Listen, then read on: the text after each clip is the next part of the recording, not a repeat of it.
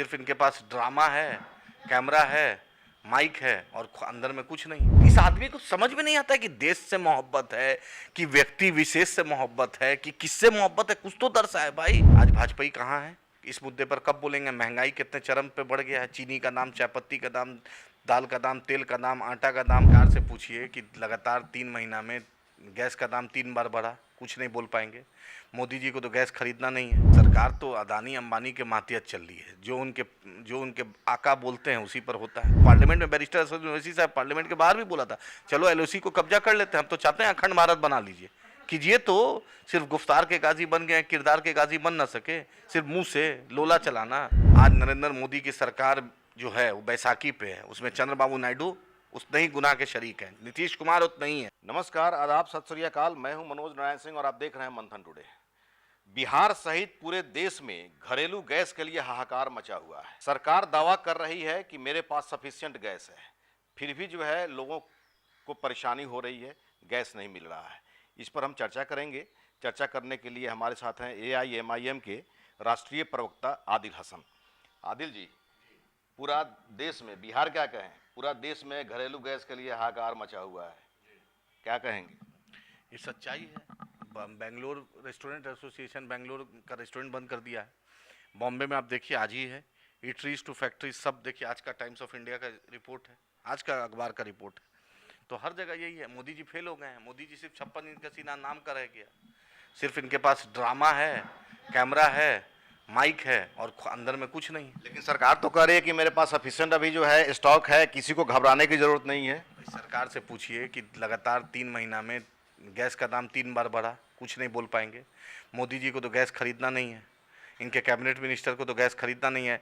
वो जो इनकी मंत्री थी स्मृति ईरानी, पूछिए आज कहाँ है? जब यूपीए के वक्त में 300-350 रुपये गैस मिलता था, डॉक्टर मनमोहन सिंह साहब जैसा इकोनॉमिस्ट प्रधानमंत्री थे, तब तो रोड पे निकल जाते थे। आज भाजपा कहाँ है? इस मुद्दे पर कब बोलेंगे? महंगाई कितने चरम पे बढ़ गया है। चीनी का दाम, चायपत्ती का दाम, दाल का दाम, तेल का दाम, आटा का दाम, चावल का दाम। ऐसी कोई दाम है जो नरेंद्र मोदी के सरकार में 3 गुना, 5 गुना, 10 गुना? जो ये मिडिल ईस्ट में जो लड़ाई जो हो रही है, संघर्ष जो हो रहा है, इसको लेकर के ये जो दाम बढ़ रहा है या फिर कालाबाजारी हो रही है, ये जो क्राइसिस हो गया है, या फिर ये सरकार की कोई चाल है? नहीं, तो मिडिल ईस्ट का क्राइसिस है ही है। और सरकार तो अदानी अंबानी के मातियत चल रही है। जो उनके आका बोलते हैं उसी पर होता है। आप ही बोलिए, जो अदानी का 2014 से पहले आप अदानी का इकोनॉमी स्टेटस देख लीजिए। उनका जो इन्वेस्टमेंट हुआ, उनका जो कारोबार हुआ, और आज का कारोबार अरबों खरबों ट्रिलियन बिलियन डॉलर में बिक गया। आज अमेरिका के सामने नतमस्तक। अमेरिका डिक्टेट करता है भारत को कि इससे तेल मत लीजिए, उससे तेल मत लीजिए। तुम कौन हो जी? व्हाइट हाउस सीज फायर कैसे इंडिया पाकिस्तान का करा दिया? जो राजनाथ सिंह 56 इंच का सीना की बात करते थे, राजनाथ सिंह की LOC में घुस जाएंगे। तुम तेल तो खरीद नहीं सकते हो अपने से पूछ के। जब तेल खरीदने की हिम्मत नहीं, LOC में घुस जाओगे। घुस के दिखाओ, हम तो चाहते हैं घुसो। हम तो, मेरा पार्लियामेंट में बैरिस्टर असद ओवैसी साहब पार्लियामेंट के बाहर भी बोला था, चलो LOC को कब्जा कर लेते हैं, हम तो चाहते हैं अखंड भारत बना लीजिए। कीजिए तो। सिर्फ गुफ्तार के गाजी बन गए, किरदार के गाजी बन ना सके। सिर्फ मुंह से लोला चलाना। बोलिए, राजनाथ सिंह से बोलिए ना कि कहें मोदी जी के सामने बोल पाते हैं। ईरान इंडिया का सबसे बड़ा स्ट्रैटेजिक पार्टनर था।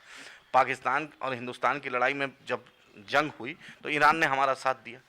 उसकी 2 महीना पहले उसकी नेवी आई थी यहाँ पे ट्रेनिंग करने, उसकी मौत हो जाती है, उस पर नहीं। उसका सुप्रीम लीडर शहीद हो जाता है, उस पर आपने एक ट्वीट तक नहीं किया। ऐसे 56 इंच का सीना सुबह शाम ट्वीट करते रहते हैं। कौन हॉकी खेल लिया तो कौन फुटबॉल खेल लिया, तो किसका बर्थडे है तो किसका कुछ है, उस पर ट्वीट करते। इतना बड़ा लीडर दुनिया से शहीद हो जाता है, उस पर एक ट्वीट नहीं होता है। उंगली में दर्द हो गया था क्या? कि वो भी उंगली इजराइल से चल रहा है या अमेरिका व्हाइट हाउस से चल रहा है? ईरान से जो पहले दोस्ताना संबंध था, तो एक तरह से कहा जाए तो ये तो दोस्ती के नाम पे कलंक। आप देखिए 2024 में यही नरेंद्र मोदी जी का इंटरव्यू, चाबहार एयरपोर्ट में इंडिया का 15,000 करोड़ से ज़्यादा इन्वेस्टमेंट, इंडिया का पाकिस्तान के खिलाफ उस सबसे ज़्यादा मजबूती से वो पोर्ट, सी पोर्ट जो है वो हमारी मदद करता है। उस पर आज करोड़ों रुपए का इन्वेस्टमेंट भारत का है। कुछ है। इस आदमी को समझ में नहीं आता है कि देश से मोहब्बत है, कि व्यक्ति विशेष से मोहब्बत है, कि किससे मोहब्बत है। कुछ तो दर्शा है भाई। आपका इन्वेस्टमेंट भारत का इन्वेस्टमेंट था। अब भारत को पाकिस्तान के खिलाफ सबसे मजबूत साथी था तो वो ईरान था। उस पर आप कुछ नहीं बोल रहे हैं। पता नहीं क्या इस आदमी को हो गया। और RSS में नतमस्तक है, बीजेपी में कोई है ही नहीं जो बोलने वाला। बीजेपी में तो कोई है नहीं, क्योंकि सब जानता है इन्हीं के रहमो करम पे जीता है, इनके नाम पे जीता है। इससे ज्यादा दोषी आज नरेंद्र मोदी की सरकार जो है वो बैसाखी पे है, उसमें चंद्रबाबू नायडू उतने ही गुनाह के शरीक हैं, नीतीश कुमार उतना ही है, जीतन राम मांझी भी उतना ही है और चिराग पासवान भी उतना ही है। अब पवन कल्याण भी हैं और चौधरी चरण सिंह के पोता जयंत चौधरी भी हैं। तारीख कभी इनको माफ नहीं करेगी। इन लोग की बैसाखी पे नरेंद्र मोदी की सरकार है। लेकिन जयशंकर प्रसाद तो पार्लियामेंट में उन्होंने जवाब दिया कि सारे लोग जो भी हमारे इंडियन फंसे हुए हैं उनको हम जो है सुरक्षित निकालेंगे। भाई निकालेंगे। अभी तक तो जो बच्चे यूक्रेन वार में जो फंसे थे उसका तो मेडिकल का कोई इंतजाम नहीं किया। एमबीबीएस पढ़ रहे थे 1 year, 2nd year, 3rd year, 4th year, उसका तो एमबीबीएस का कोई इंतजाम नहीं किए। कोई मेडिकल काउंसिल ऑफ इंडिया से बात करके हल नहीं निकाले, तो 1 करोड़ आदमी का निकालेंगे जो आदमी अपने देश पे रोजगार नहीं दे पाए। इनको सिवाय बतौलाबाजी के, सिवाय चुनाव प्रचार के आपने देखा है? एक बार प्रधानमंत्री अभी गए थे कर्नाटक और केरल, 18 करोड़ रुपए एक विजिट का, इनका 1-2 घंटा 3 घंटे का स्लॉट का खर्चा होता है।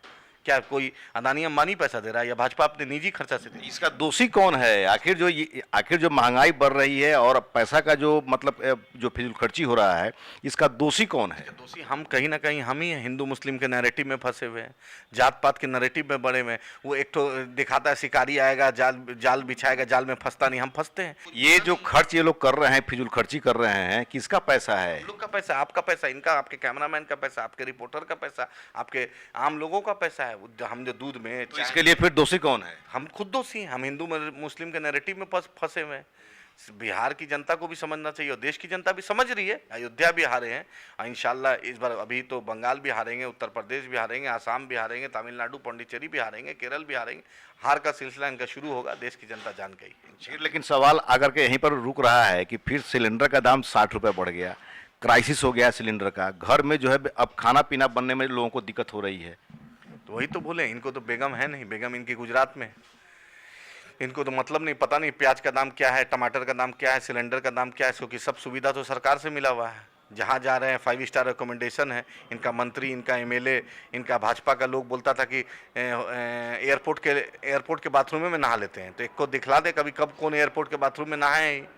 एक बार प्रधानमंत्री जाते आज़ाद भारत में, सबसे ज़्यादा खर्चीला प्रधानमंत्री, जो अपने वेशभूषा पर, जो अपने परिधान पर, जो अपने ट्रैवल कंफर्ट पे अगर सबसे ज़्यादा किसी ने खर्च किया उसका नाम नरेंद्र मोदी। जो अपनी ज़ात पर सबसे ज़्यादा भारत का टैक्स पेयर का पैसा खर्च किया उसका नाम नरेंद्र मोदी है। सब शौक ये पूरा याद भी कर रहा है। जो भी मतलब कि अपने देश में अभी गैस का क्राइसिस हुआ है और बिहार में जिस तरह से क्राइसिस हो रहा है, इसमें कालाबाजारी को भी आप देख रहे हैं क्या कि स्टेट गवर्नमेंट भी इसमें दोषी है? नहीं, स्टेट बस एकदम स्टेट गवर्नमेंट के जो ऑफिसर हैं, जो देख रहे नहीं कितना दिन से घुस रहा है ये, हर दिन मिलावट हो रहा है, हर दिन वो हो रहा है, आप देख ही रहे हैं।